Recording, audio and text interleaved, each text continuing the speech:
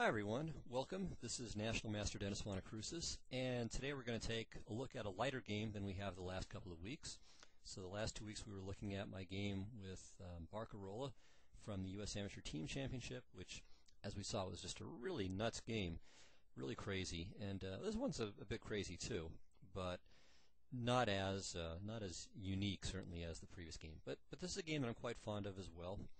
And I think if we're looking for a theme, kind of a general lesson that pervades what we're going to see over the next 35 minutes or so, it'll be the idea of attacking, and as you attack, to bear in mind the idea of creating sufficient room for your pieces, so giving your pieces breathing room.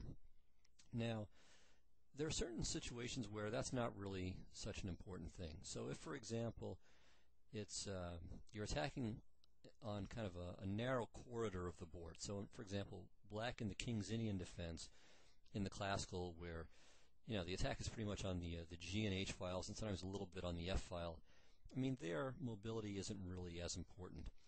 But when the attack is really taking place over the whole board, then it's absolutely important that your pieces have room to breathe, that they can move around and find access to good squares.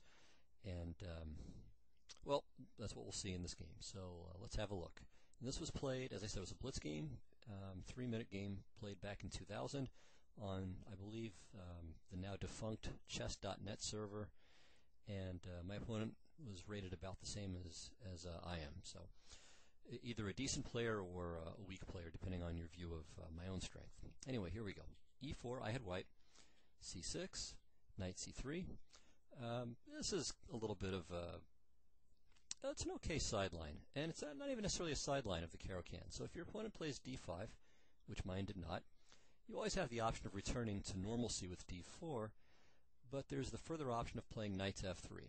And this variation has its own strengths and weaknesses too. I would say on balance it's probably not as threatening as d4, but it's not a bad line, and I think certainly, unless you're a titled player, practically speaking, knight f3 may be even more effective, frankly, than d4. But in any case, I mean, it's just an alternative. It's nothing special and nothing horrible, and it's also nothing applicable because my opponent in this game played d6, which turns it into well, it depends. It could turn into a Philidor, it could turn into a Pierce.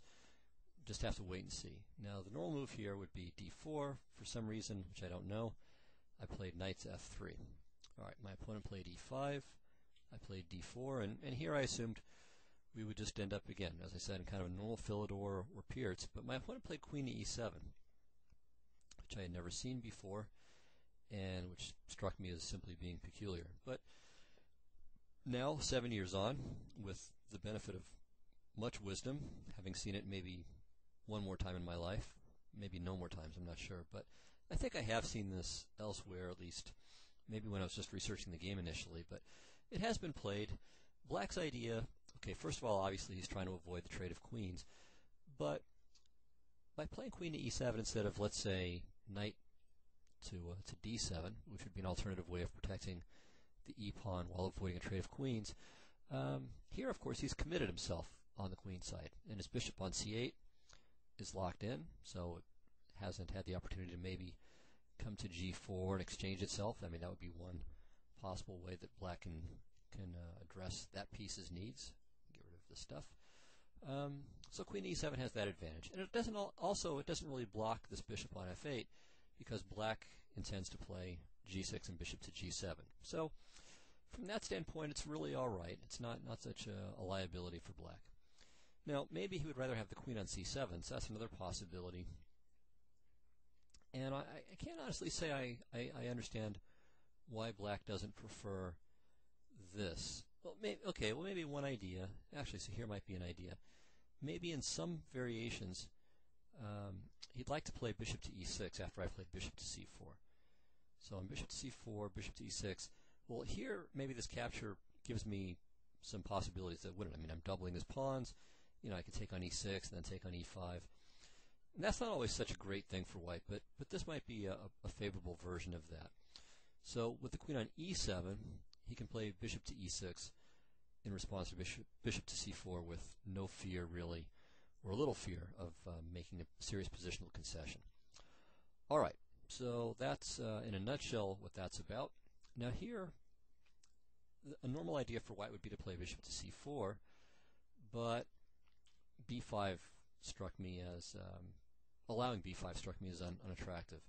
I mean, black often wants to make this queenside expansion. I mean, it's a little early here, so it's at least possible that he's overextending. But I think black would just play a6 next move, and maybe he's okay. I guess I could play something like bishop to d3, and if he plays a6, I don't know. Maybe I can play a4 here. I'm not sure if that's normal. I mean, it's a pretty rare position anyway, but I don't know. He plays here. Yeah, I'm not entirely sure what to think about this. I mean, I'll end up playing c3, and it's kind of Ruy Lopez-ish, but maybe black is overextended a little bit on the queen side. So maybe bishop to c4 is fine, not worrying about b5. Another idea is to play a4, so just preempt this whole b5 idea. But I decided to play d takes e5 just to resolve the central tension, which normally is not such a great thing to do. I mean, sometimes it's all right. I think here maybe it's okay, but I think maybe it's a little bit premature. Yeah, I mean, it's hard to sort of say, to give kind of a one-size-fits-all thing. I suppose one thought I had was that also if I play bishop to c4, I mean, not necessarily here, but as a general idea, that I might have to worry about e takes d4 and then d5, exploiting the pin. So I thought that by resolving the pawn tension straight away, I don't have to worry about that. I'm just making my life easier. Okay, so d takes e5. Now I could play bishop to c4 here too, and then on b5 there would be this tactile shot, which I certainly didn't consider during the game, but it's quite interesting. So knight takes b5, cb, bishop d5, bishop to b7, and here it looks as if white just has nothing. I mean, as if he's given away essentially a piece for a pawn. But there's this cool tactic, knight takes e5. The first point being that if queen takes e5, there's bishop takes b7, and then the rook falls for dessert. Okay, second tactical point is that white is starting to play bishop takes f7 check, and of course knight to h6 does nothing about that, because we just take it, and then we'll still take on f7. So that leaves bishop takes d5, and now queen takes d5, hitting the rook, but black can play knight f6 and then take on e5, and after we make a couple more plausible moves for each side, we end up in a position that, materially speaking, is a little bit better for white, but very often the minor pieces will dominate the rook, at least in the early middle game. Now here my rooks have open files, so it's just not very clear. I mean, we've got castling on opposite sides. I'm going to win the a pawn. He's going to get the e pawn, and it's just hard to say what's going on here. I mean, maybe white's all right, but it's definitely murky. Certainly anybody's game, and I don't know. I mean, I would say I would have to think quite a bit about this position before I would decide to play it in a tournament. Okay, of course this is blitz, and I didn't even calculate all of that, so I just stayed on message here, so to speak, and played a4, which is, again, a standard idea, preventing black's queenside expansion in this kind of Peart's type of pawn structure, or Philidor pawn structure, and then I'll play bishop to c4. All right, so my opponent played knight to f6, and I should say that generally black will play a5 in response. So this prevents the further clamp that I choose to exercise in the game, and he's trying to keep good control over his dark squares here on the queen side. So b4, c5, and so on. All right, he played knight to f6, and now I played a5, so I'm just trying to really clamp down his queen side. Because often black will play something like b6, and then a6, bishop to b7, so his rook's protected, and then b5. All right, not right away, but I mean as a general medium-term plan, that's very standard for black in this kind of structure. So he wants to get some queenside play, wants to gain some space over there, and it takes advantage of this knight on c3. So this knight on c3 is dominated by this strong pawn on c6. So because of it, it can't go forward. It can't go to b5. It can't go to d5. And if black can expand and then even hit the knight and chase it away, well, so much the better. So that's why this queenside play is actually pretty good for black. So black wants to keep the center and kingside kind of neutral and try to gain a little space over there, and also try to start taking advantage slowly but surely of some of the dark squares, like c5, like b4, like d4 in some cases. Okay. So anyway, I could have played bishop to c4. This probably gives me a small edge, but again, I chose a5. So I'm trying to restrain that slow queenside expansion idea that I mentioned before. Okay, he played h6, and now I played h3. So again, as I mentioned, black often goes for dark squared control, and along those lines, it's often pretty reasonable for him to get rid of this bishop. This bishop obviously can't control any dark squares itself, but it can exchange itself for one of white's pieces, which is fighting for dark squares like d4. So black would like to play bishop to g4, or at least it's something that's worth considering for him. Doesn't have to do it, but it's a routine idea. And so h3 cuts that out, prevents him from doing it. Okay, well now he plays knight b to d7. Now at last I play bishop to c4, and he plays knight to c5. And so the general positional idea here is to play bishop to e6, which will not only exchange bishops, but also he hopes, especially if I volunteer the exchange myself, then he'll play knight takes e6, and then this knight covers covers d4 and f4 from e6, as well as of course covering c5. So he's also threatening the e4 pawn. This shouldn't be minimized, and so I played queen to e2. But I could have actually castled to this point with the idea that if he takes, I swap knights and play rook to e1, and he's got problems, serious problems even. If he plays bishop to f5, well, I play bishop to d3, and if he plays queen to b4, c3 should simply be winning, or if knight to d6, then I just trade and play rook takes e5, and that's obviously winning.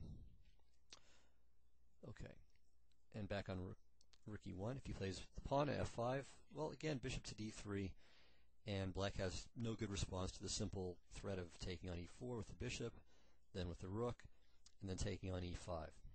So white should probably end up a pawn ahead, and in any case, black's king is going to have serious problems. So white's clearly better here. All right, so going back though, so he can't take the pawn, but he could simply play queen to c7, and this would probably end up quite a bit like the game. So I played queen to e2 in the game. He played queen to c7. He has to play this, because I mentioned bishop to e6 being the thematic idea, but I can play knight takes e5 against that.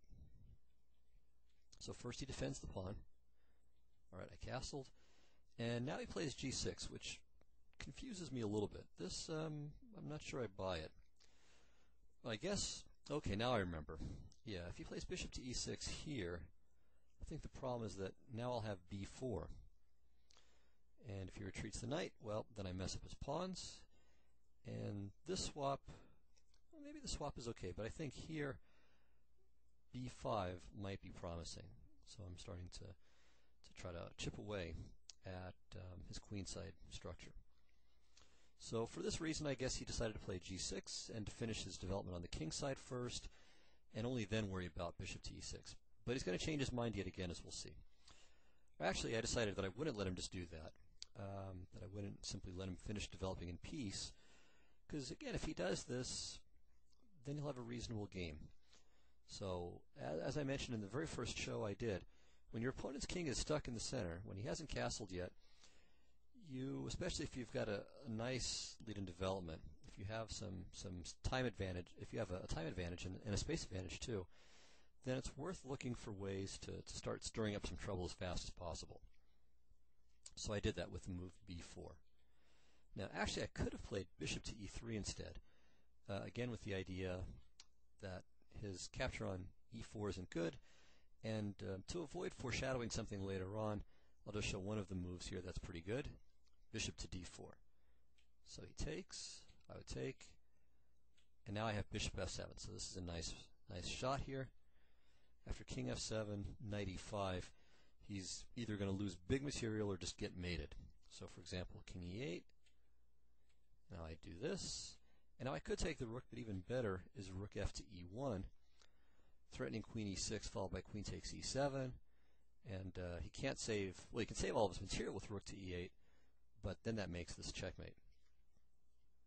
Alright, so bishop to e3 would have been good, but I played b4, so again with the idea of stirring up trouble as fast as possible. Okay, he plays knight to e6, so I've at least prevented him from playing bishop to e6, but still, this looks like this should be good for him.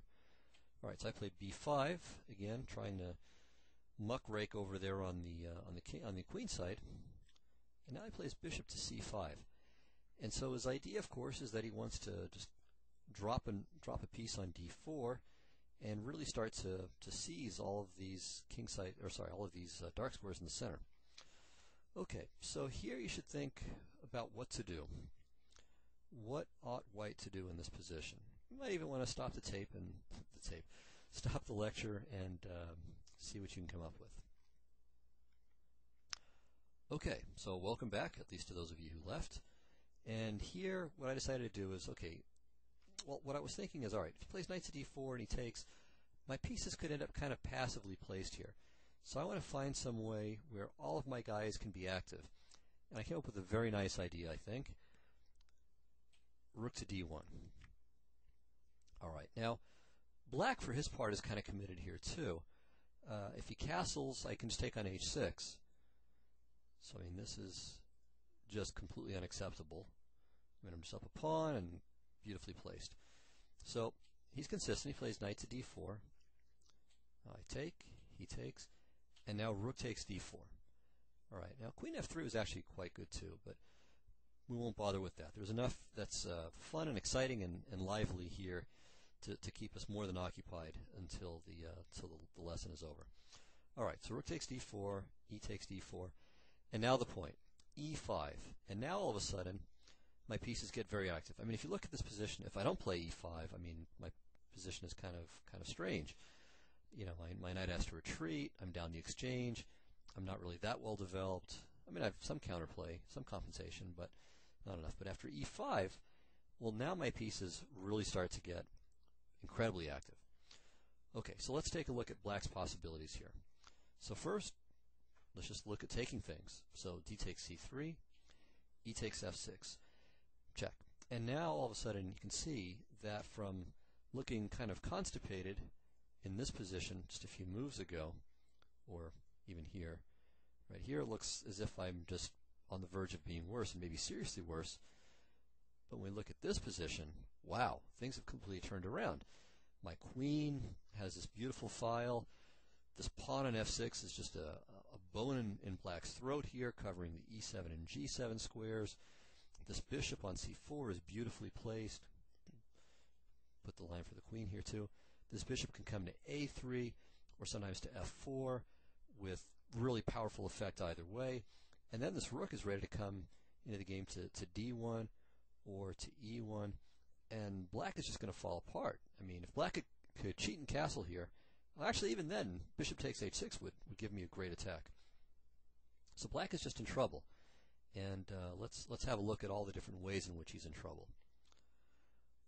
Okay, so let's start with an easy line. So king to d8, with the idea maybe you can play rook to e8 or bishop to d7 to cover up. The problem is he's just too late. So I play bishop to f4, and I'm threatening to take his queen with check, so he doesn't have time for rook to e8. And after the obvious queen takes f4, queen to e7 is mate. Okay, it doesn't have to go down that easily, but he's going down no matter what. We'll look at some more resistive variations here in a moment. Okay, another try is king to f8, and against this, I can once again play bishop to f4. So again, this is quite a strong move. If he takes on f4, again he gets mated directly, just like Scholar's mate. Okay, so the better try is queen to d8, and this actually has some very nice variations. So rook to d1 is obvious, and now you can see all of my pieces are on just textbook beautiful squares. I mean, the bishops are on their best imaginable squares. My queen's got an open file, my rook's got an open file, the pawn on f6 is a dagger. What can black do? He has to keep e7 protected no matter what, because of that queen e7, queen takes f7 mate idea. So that gives him two options. Okay, if he plays queen takes f6, well, I've got bishop to e5, I win the rook at least, and I'll end up a piece ahead with a decisive attack. Okay, even more fun is bishop to d7. And here actually, while I think white can just win by sitting on the position, this would be a really good spot for you to again stop the recording and try to figure out what white's best move is. This is really pretty. Okay, so welcome back, and let's take a look at this. All of my pieces are just about as well placed as possible. Black is really tied down, but it's hard to see how exactly I push him over the edge. So you could consider various ways to try to sacrifice on f7, or to load up on the d file with queen to d3, but all of those at least seem to allow black some chance at resistance. The best move is this amazing little pawn thrust, a6. This is really just an incredible move. And the threat is just very simple, but absolutely devastating. Simply to take on b7. And what does black do in response to this? I mean, it's just monstrous. If he, excuse me, if he takes on a6, b takes c6, and the bishop goes, and white just crashes through. So it wins lots of material, and black has no chance. If c takes b5, well, a takes b7. Let's say b takes c4. We take and make a queen. He takes. Rook takes d7, or better, we should throw in the check first, I'm sure. No, actually, you know what? Rook takes d7 I think maybe is better first. Because if queen e7 check, then maybe the queen can go to f8, black's queen can go to f8 after rook takes d7. So this, and now we're threatening queen to e7, and, alright, I mean, this is just ridiculous. I mean, say rook h7, we do this, and this is mate. Alright, I mean, it's just target practice. So anyway, the point is after a6, everything just falls apart for black. There's simply really nothing for him to do. I mean, he could play queen e8, doesn't matter. Still play a takes b7, takes the queen, and probably just this. Maybe we don't need to do that. Maybe we should take the queen. But I think probably this will even work too. Nah, okay. Yeah, that's a mistake. Just take the queen. And then we'll promote next move, or play rook takes d7, and alright, it's catastrophically bad. So a6 is just remarkable. Black just disintegrates after this move. Okay. So all that just goes to show that queen to d8 won't do the job either. And if so, then king to f8 is no good. So finally, bishop to e6. Well, on that we just take queen e6. And if he goes this way, then the best move is probably f7, threatening bishop to g5 check, followed by rook to d1. And on queen to e7, well, once again, bishop to g5 anyway, followed by, you guessed it, rook to d1. And black is going to be separated from his queen, and his king will be beheaded shortly as well. Alright, if on the other hand black goes to f8, well, in this case, we should play bc first, now bishop to a3, and now rook to e1, followed by rook to e5. And black simply has no adequate defense to this threat. So white wins there as well. Okay, so all of that just shows that d takes c3 is no good. What else could he try? Well, how about castling? Just get out of dodge. So that way on e takes f6, d takes c3. It's kind of like, you know, playing d takes c3, e takes f6 check, and ignoring the rules of chess and just castling anyway. But, as I mentioned, bishop takes h6 is quite good. Alright, so let's say c takes b5, bishop b5, rook d8. And now white fearlessly offers a trade of queens because this pawn, if it gets to e7, is going to be unbearable. And after a move like bishop to d7, among other things, white can simply play bishop to g7, and black's position is hopeless. And among other things he's got to worry about here is this idea of queen e4, h4, queen h8. Or, perhaps in some lines, rook a4, rook h4, and then rook to h8. So there are various ways in which the cat can get skinned, but black will die here. Black's king's position is just, it's hopeless. Okay, so castling isn't going to help. Probably black's best move here is knight to d5. But still, bishop takes d5, dc3, take this, and queen c4, and black is still in trouble. So something like this, and white has a pretty serious advantage here.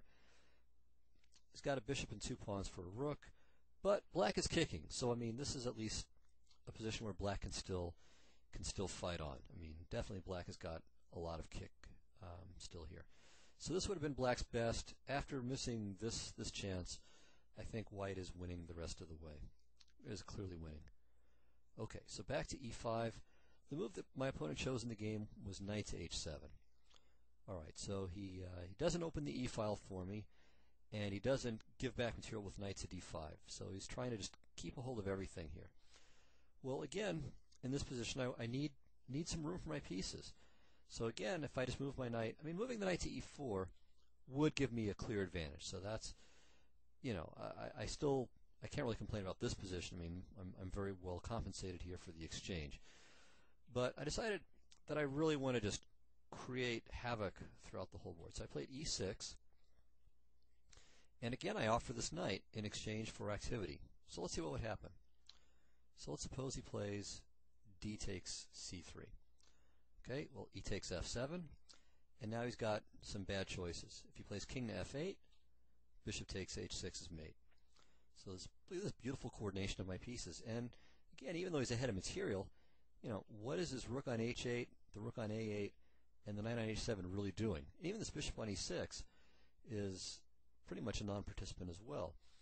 So it's one thing to be ahead in material, but if all of your pieces are dormant, it's not going to do an awful lot of good. Okay, plan B here. Okay, you could try king to d7.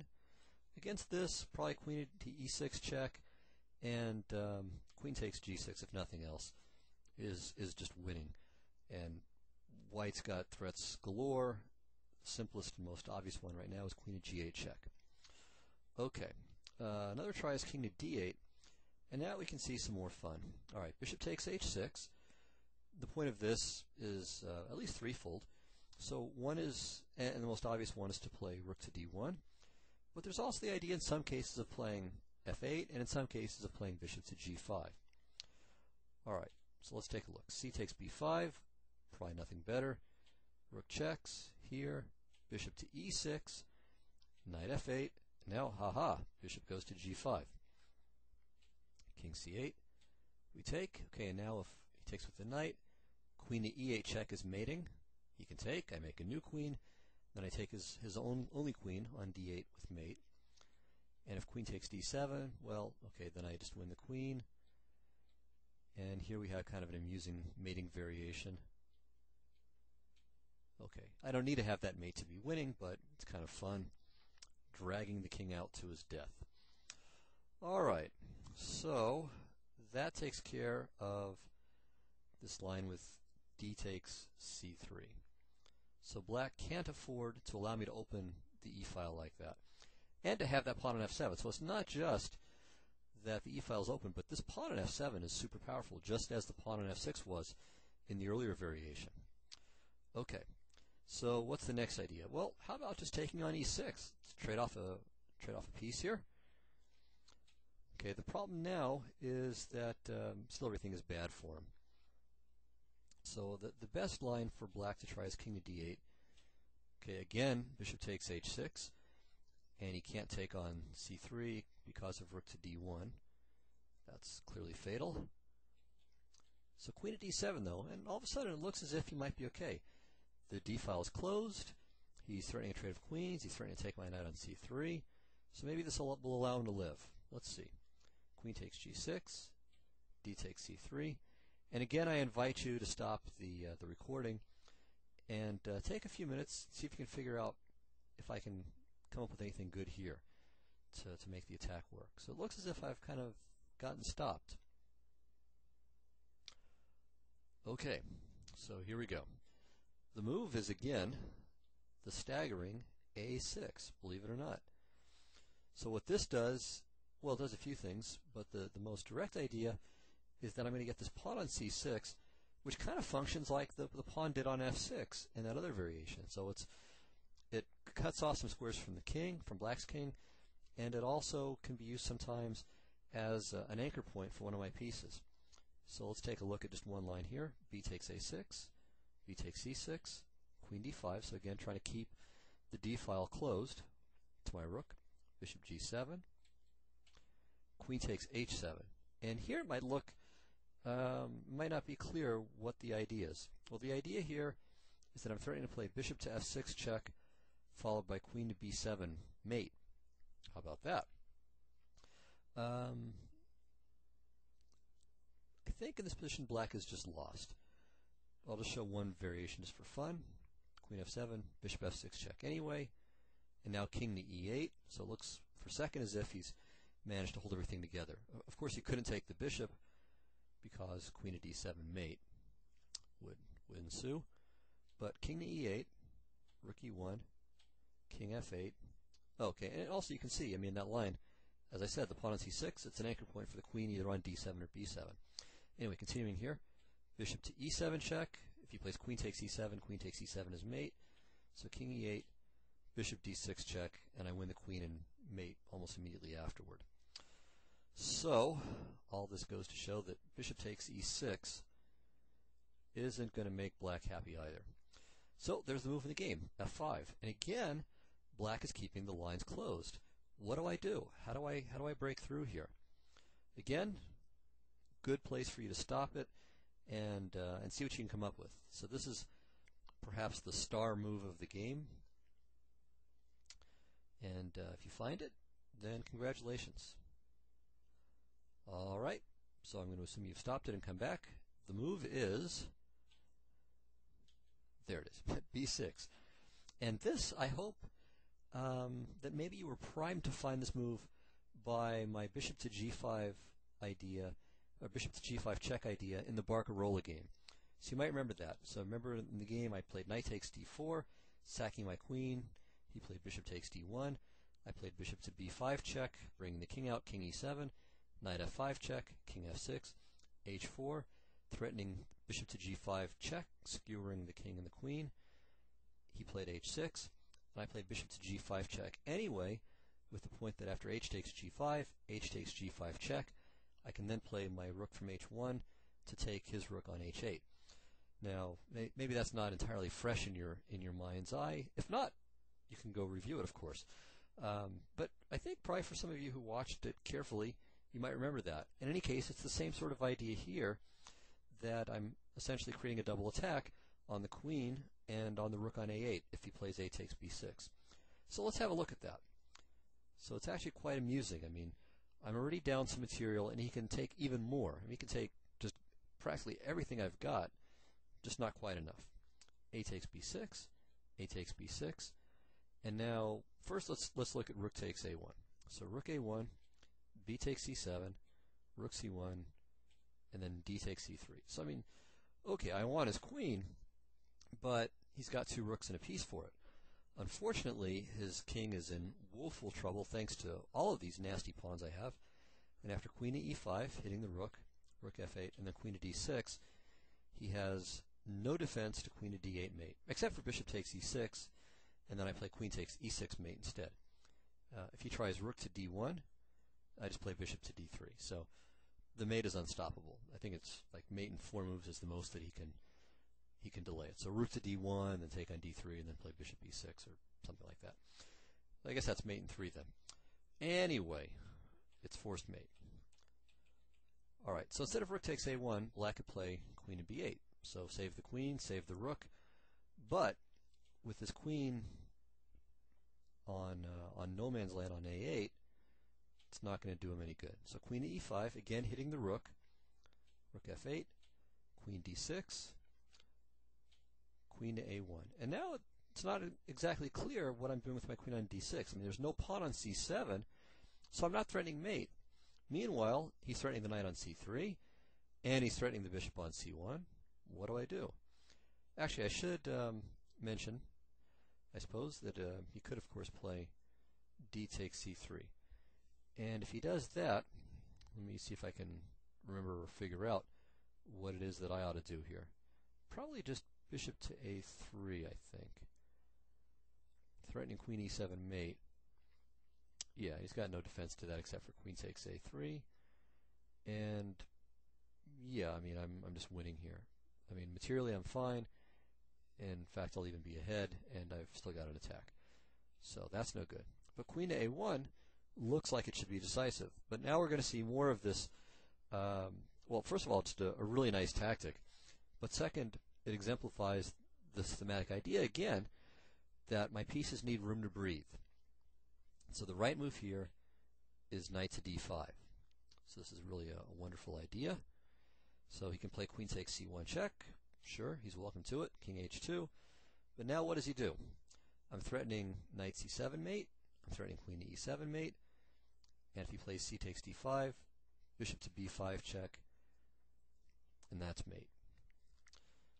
So it's almost like something out of the 19th century, really. I mean, very, very Adolf Anderson-ish.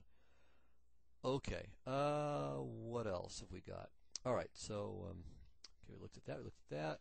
All right, so back to a takes b6. Another defensive try for black is to play queen to b8. So again, covering the e5 square, but without opening the a file. So now his queen keeps control over e5, whereas in the line where he takes on b6 and then plays queen to b8, I send his queen to a8, and he loses control of that square. All right, so what do I do here? Well, I've got a couple of possibilities. One move that's pretty good here, and this is what I intended, is g3, simply threatening to play bishop to f4, and if he plays g5 to stop it, well, then I have queen h5 check, perhaps. So that's winning, but there's an even better move. Again, knight to d5, so very pretty move, threatening the kind of amusing knight to c7 check, winning the queen. And if he takes, now this is really beautiful. So I don't play bishop to b5 check this time. Maybe that's okay, but the point is that if I do that, his king can maybe run out to g7. So believe it or not, the best move for white in this position is bishop to a3. Really spectacular stuff now. All right, so now I am threatening bishop to b5 check. And if he plays a6, I still play it, right? So that doesn't stop anything. So a6, bishop to b5, takes. Of course, bishop to d7, queen takes as mate. So let's say that. And now e7 is mate. So really wonderful stuff here. So let's just start with the obvious move, d takes c4. Okay, well now I play queen takes c4. And even if it looks slow, it's not. My threat is to play queen to c5 is one threat. Probably queen takes d4 is another threat, which hits the rook, and also bishop to d6. And, of course, even more to the point, I'm threatening queen to a4 or queen to b5 with the mate that we just saw. I mean, that's really the biggest threat of all. All right, so queen to e5 unburies the queen, and at least seems to stop, well, it stops queen to b5. It doesn't stop queen to a4, though. And after this, yeah, it's kind of nice. So I could play bishop takes and win, but queen takes d4 is even better. And now I'm even ahead of material, and I'm threatening rook to d1 check, and of course I'm threatening queen to c7 mate. So again, we've got one of these pawns that serves as you know, a real I don't know, kind of like a foothold for my pieces. So it's like, you know, you're climbing the mountain, and you stick the spikes into the side so you can climb somewhere. Well, it's kind of what the pawn on b6 is doing, and the pawn on f6 and e6. So all those pawns really work beautifully in variation after variation, and the pawn on c6 in the other line. All right, so back to the game here. After b6, okay, my opponent played queen to g7. Also a very logical move. So not only is he threatening still the knight on c3, and not only is he still covering the e5 square, but if my knight moves, then he's threatening d3, which hits the queen and the rook in the corner. So this really looks pretty good for him. Well, once again, what counts as activity, and my pieces need squares. So, if you look, it looks as if all my pieces are dominated. None of them can go forward. My queen, the only square it can go forward is f3 or d3, squares. But it can't go to e5. It can't go anywhere else that's interesting. My knight can't go forward without being captured. My bishop can't go forward without being captured. The bishop on c4, I mean. The bishop on c1, I mean, it can't go to g5 or to f6 or h6. So what do? Well, here's the move. And this was the second main idea behind b6. The first idea of b6 was the little tactical idea we saw. And maybe another idea, too, is that it's again, as we saw, this kind of mountain climbing spike. I wish I knew the right word for that offhand. For pieces utilizing the c7 square. But the third idea was clearance. Knight to b5. All right, so this is really a really cool move here. If he takes it, then my bishop gets the b5 square, and then my pawn can go up to e7. My bishop from c1 goes to a3 or f4 or h6. So we'll see how that works out. But, the knight is great on b5, too. So it's starting to go to c7 or to d6. All kinds of stuff is becoming available to me now. But we have to look at this nasty little shot, d3. Because this is, if I just lose everything I've got, then, I don't want everything left to mate with. So let's take a look. Okay, so the best move here, and the move that I would have played, is queen to d3. Queen takes d3. Okay, now he takes my rook.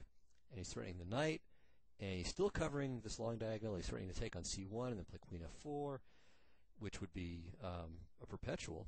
So what do? Well, the answer, queen to d6. So the idea we've seen before.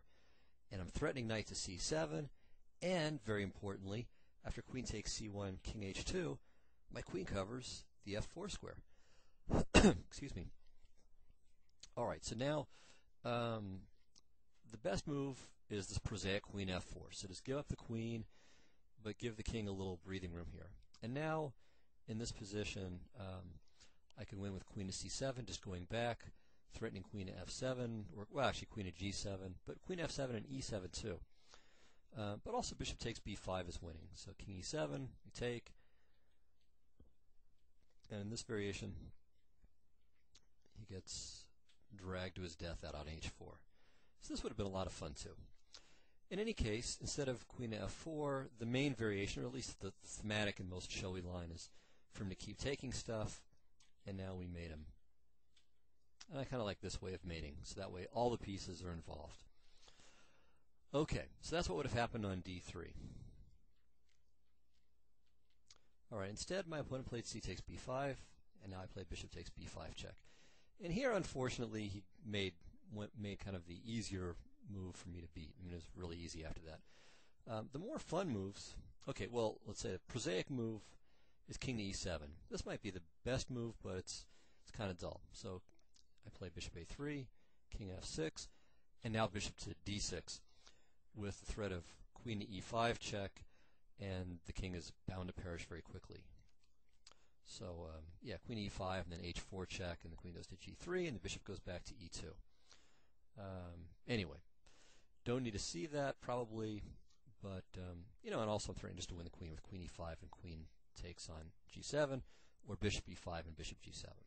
So all I have to say, white's just winning very easily here. Maybe black can avoid mate, but he's going to lose decisive material. All right.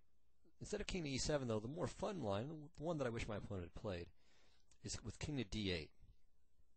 Okay, in this position, the move to play is bishop to f4. And this is going to conclude with a really beautiful variation. So, of course, I'm threatening bishop c7 in some lines, so black should take on b6. And this time I can't recapture because now rook a1 is going to come with check. Very important. All right, so rook to e1 is the move now, threatening e7 check, which is actually mating in one more move. He has to play queen takes e7, and then queen e7 is mate. All right, black plays rook to e8.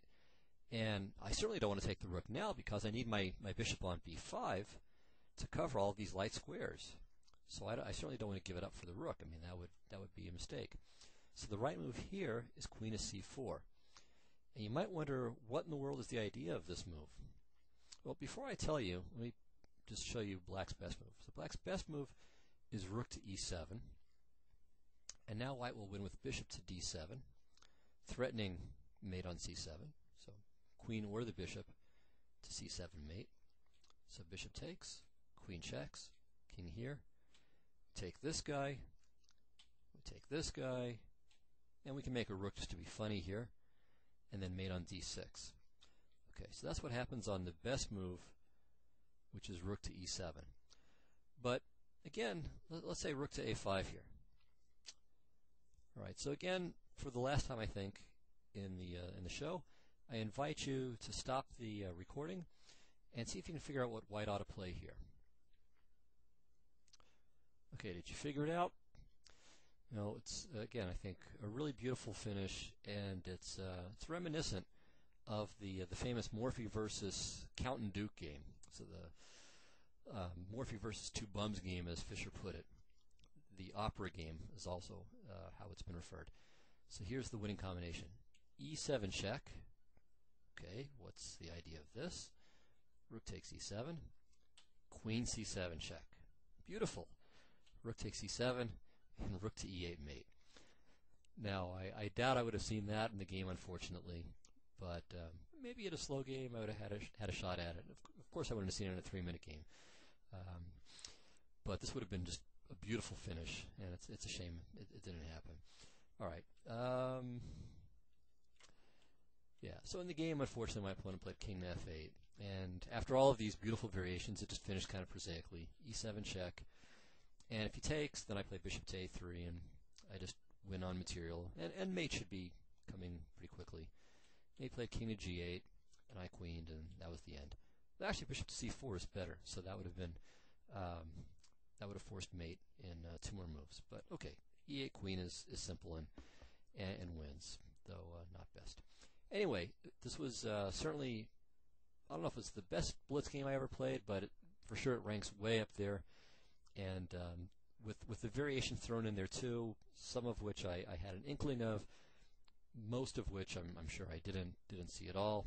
I mean, a lot of this was really intuitive. I mean, I just felt, okay, my pieces need these squares. So, you know, this exchange sacrifice, and then b6 is a move that I definitely feel proud of. This, you know, just worked. Everything works like clockwork after b6. I mean, it's so, everything fits together so perfectly, so beautifully after that move. It really, obviously, you can tell. I think this game gives me a lot of pleasure, and I hope it did for you too. I mean, it's not so much just not that I won the game. I mean, it certainly doesn't hurt, but the main thing is just that it was a very pretty game. I think I would be as enthusiastic about it, or almost as enthusiastic, if I had seen it somewhere else. So I hope you enjoyed it. I hope you learned a little something, and again, I look forward to your comments, whether they're here or on my blog, which you can find, I think, the address for that in my bio.